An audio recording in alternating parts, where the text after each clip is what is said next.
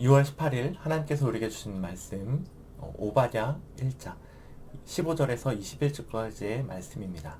제가 봉독하도록 하겠습니다. 자, 여호와께서 만국을 벌할 날이 가까웠나니 내가 행한 대로 너도 받을 것인즉 내가 행한 것이 내 머리로 돌아갈 것이라.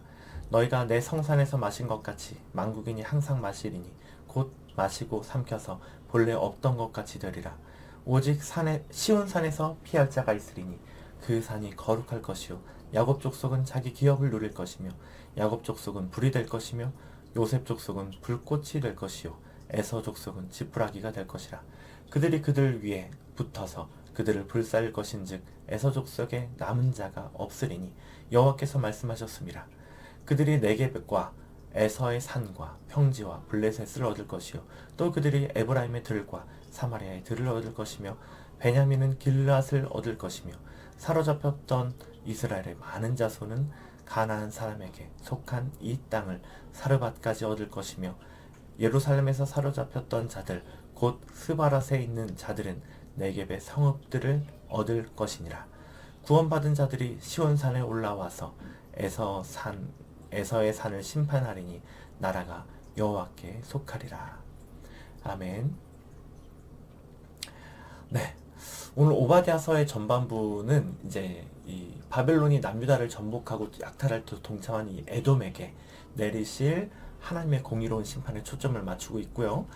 후반부인 이 15절에서 21절은 선민의 이제 이스라엘 나라, 이 백성들에게 고난을 주었던 에돔과 이방은 멸망하지만 그런 학살당했던 이 주님의 백성들은 장차 나라가 회복되어지고 주변 영토를 차지해서 하나님의 나라를 수립할 것들을 예언하고 있습니다.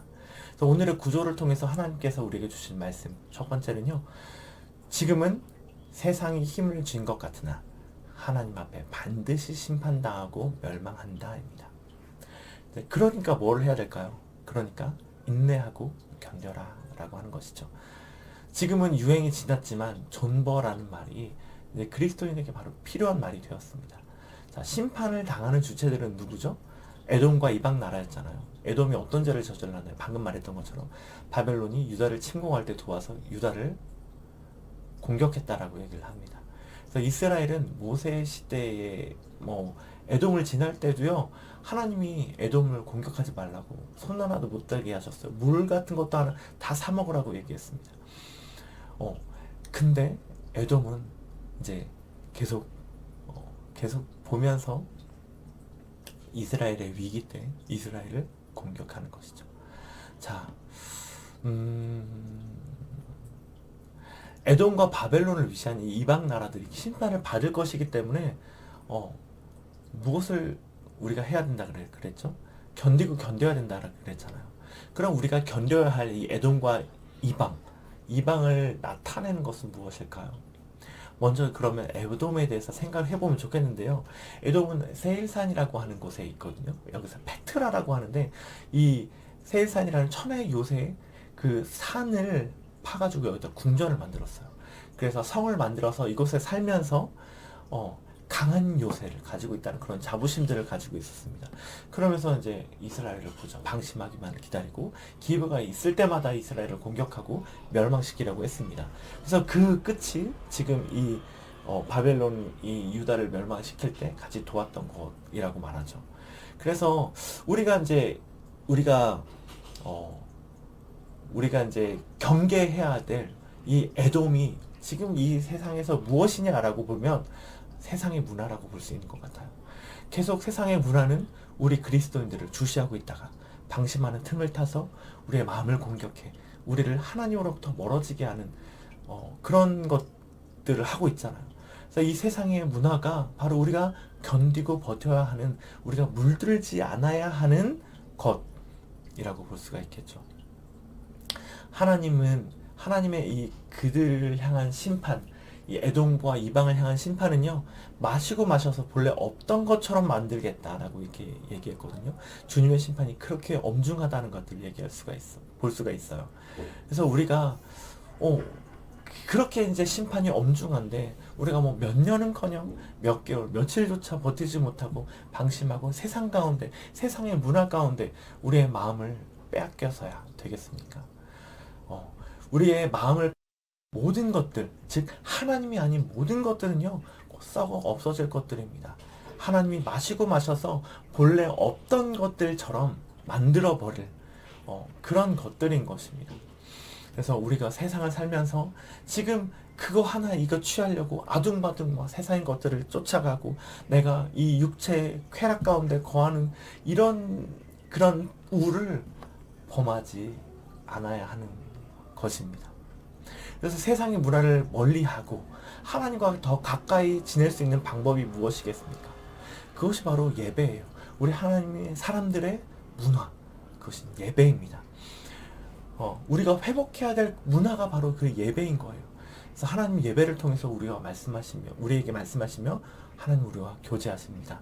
우리가 그 예배를 기대하는 만큼 예배를 통해서 우리는 하나님을 알아갈 수가 있어요. 하나님을 느낄 수가 있어요. 하나님의 말씀이 능력이 되어서 우리가 그 하나님의 말씀을 살아갈 수가 있어요. 그래서 우리가 그 하나님을 믿고 위대한 도전들을 할 수가 있고 그 도전 가운데서 임하신 하나님의 역사들을 보면서 우리의 믿음과 신앙이 더욱더 커져갈 수 있는 것이죠. 그 하나님을 더욱더 알아갈 수 있게 하는 이 통로, 하나님 그리스도인의 문화, 세상과 본받지 아니하고 세상의 문화에 젖어들지 아니하고 그리스도인이 그리스도인으로서 살아갈 수 있게 하는 그 문화가 바로 예배인 것이죠. 그래서 우리가 이 예배 한 번 더 드리기 운동을 하고 있는데요. 이 예배 한 번 더 드리기 운동이요. 그냥 횟수 한 번 더 드리자가 아닌 거예요. 이 예배 가운데 얼마만큼 우리가 진중하게 하나님을 기대하고 하나님께 나아가느냐라고 하는 것입니다. 그래서 그 예배 안에서 하나님과의 그런 교제 안에서 더 기쁨을 얻고 그 기쁨 안에 우리가 들어간다면 우리가 자연스럽게 한 번 더 예배 더 드리고 싶게 되어져 가는 거예요. 그래서 그냥 숫자적인 것에 한 번 더 숫자적인 것에 우리가 드리기보다 우리가 한 번 더 정말 집중해서 하나님을 기대하며 온 마음과 정성과 뜻을 다해서 예배로 나아간다면 그 예배를 통해서 내가 회복되어지는 것들을 보게 되고 그런 회복을 맛보고 주님을 맛보게 된다면 우리가 더 예배 가운데로 예배를 사모하며 나오게 되는 것이죠. 그런 예배 한 번 더 드리기를 드리는 우리 행복을 전하는 교회 모든 성도님들 되셨으면 좋겠습니다. 그렇게 세상 문화 쫓아가지 아니하고 심판받아지고 썩어 없어질 세상의 문화 쫓아가는 그런 우리가 되지 아니하고 예배 안에서 우리 그리스도인의 문화를 지켜가는 그런 행복을 전하는 교회 모든 성도님들 되셨으면 좋겠습니다. 아멘. 자, 하나님께서 우리에게 주시는 교훈 두 번째는요. 환난 속에서도 믿음을 지켜 살아남자입니다. 자, 17절에서 21절에 회복을 이야기한다라고 했는데요. 그 전에 막 많은 이야기들, 어느 사람, 어느 지파가 이제 이런 땅들을 회복할 것이다, 막 이렇게 막 그 많은 이야기들을 하고 있는데 21절에 결론적으로 구원받은 자들이 시온산에 올라서 에서산을 심판한다고 얘기합니다. 그래서 나라가 여호와께 속하는 날이 온다고 얘기를 하는 거예요. 그래서 결국 하나님께서 회복시키시고 하나님의 나라를 이루어 가실 것이다 라고 하는 거죠. 그럼 어떤 자가 이 구원의 날을 볼 수가 있을까요? 믿음을 지키는 자들이 볼 수가 있는 거예요. 근데 예전에는 그 믿음을 지킨다는 말이 정말 엄중한 그런 이야기였거든요. 박해를 받고 있는 그런 상황, 그래서 끌려가잖아요. 그래서 너 지금 예수님을 부인하지 않으면 죽는다, 사형받는다, 사자굴에 던져진다, 이제 그런 이야기들, 그런 협박을 받는 그런 시대에 믿음을 지킨다는 것은 정말 생명을 거는 싸움이었어요. 오늘날 믿음을 지킨다는 것은 이제 그런 생명의 위험을 얻지는 않지만 되게 길고 되게 많은 그런 외로운 그런 싸움이 되잖아요. 그래서 정말 다양한 방식으로 세상은 우리를 유혹하고 있습니다. 우리를 벼랑 끝으로 내몰고 있어요. 그래서 그렇게 우리를 벼랑으로 몰아가며 우리가 우리 자신을 지키기 위해서 더 막 자신에게 집중하게 만들고 그래서 하나님과 멀어지게 하고 있습니다.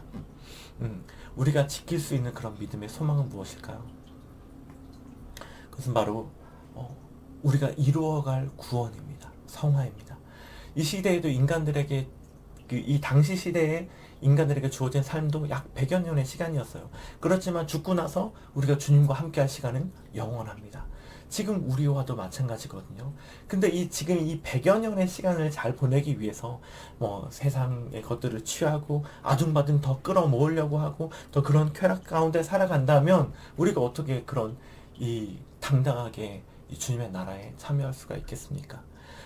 혹은 여전히 그래서 세상과 타협하면서 미지근한 그런 신앙으로 살아갈 수가 있겠습니까? 그런 신앙으로 우리가 하나님의 나라에 당당히 들어갈 수가 있겠습니까? 덥던지 차던지 한 가지만 하라고 했습니다.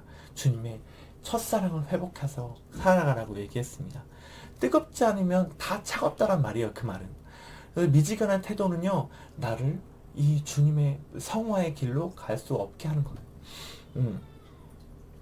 또 우리가 믿음을 지킨다라고 하는 것은요, 우리가 하나님 앞에 얼만큼 내가 뜨거움을 유지하고 있는가라고도 볼 수가 있는 거예요. 세상과 타협하는 미지근한 그런 신앙으로서는 우리가 주님을 닮아갈 수가 없어요. 우리가 성화될 수가 없어요. 당당하게 이 하나님의 나라, 이 구원에 참여할 수가 없는 거예요. 사랑하는 행복을 전하는 교회 여러분, 나라가 주님께 속하는 것을 보는 우리도 구원받은 자들이 되면 좋겠습니다. 우리가 이룰 구원은 그런 칭의를 넘어선 성화입니다. 미지근한 태도로는 성화를 이룰 수가 없습니다. 우리 또한 믿음을 지켜나가며 그런 주님의 구원에 참여하는 자가 되었으면 좋겠습니다. 세상 가운데 믿음을 지켜나가서 뜨거움으로 오늘 하루 살아드리는 모든 성도님들 되시기를 간절히 바라겠습니다. 기도하겠습니다. 하나님 아버지 감사합니다. 오늘 이 말씀을 통하여서 세상 에돔 심판을 받을 거라고 얘기하시니 감사합니다. 그 세상과 에돔이 지금 이 세상에서 어떤 것인가 생각해 보았는데 세상의 문화인 것 같습니다. 우리를 주님과 멀어지게 하는 이 세상의 문화를 우리가 거부하고 우리가 늘 주님 앞에 깨어 있을 수 있도록 이 그리스도인의 문화를 지켜가길 바랍니다. 그리스도인의 문화는 바로 예배입니다. 우리가 예배의 진면목을 발견하길 원합니다. 예배를 통해서 우리의 심령이 회복되어지길 원하고 정말 주님과의 교제, 대화가 시작되기를 원합니다.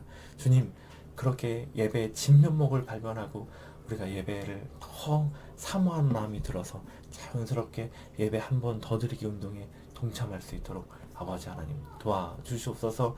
사랑하는 하나님 아버지, 우리가 믿음을 지켜나갈 수 있도록 도와주십시오.